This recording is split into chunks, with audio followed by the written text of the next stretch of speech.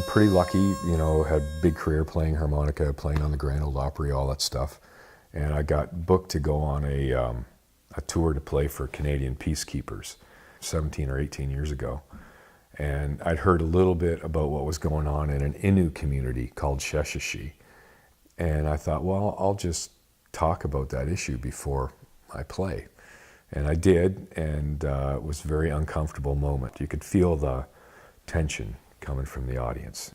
You know, I left the stage after I played and went to the record table, and a guy said, look, if you really want to know firsthand what this is like, sneak away from your tour and I'll drive you out there. He drove me out there the next morning, and we're driving along the road and rounded a corner, and there, right out in the open, 8 kids with bags of gasoline to their face by a fire.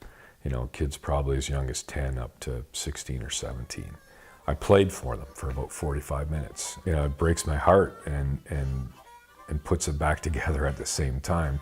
They started to ask about my family. They wanted to know where I was from, if I had, you know, kids, and all, like a real conversation. That told me that music was a way to communicate. So when I first put instruments into a community, you know, it cost me a fortune, and I'd get them up there, and I'd go back 4 months later, and all the instruments were gone.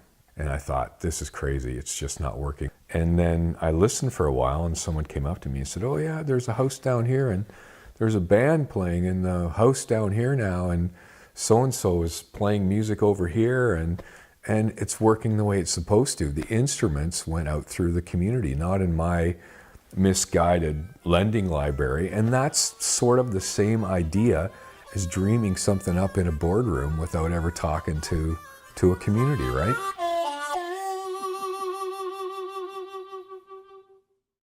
Help TVO create a better world through the power of learning. Visit TVO.org and make a tax-deductible donation today.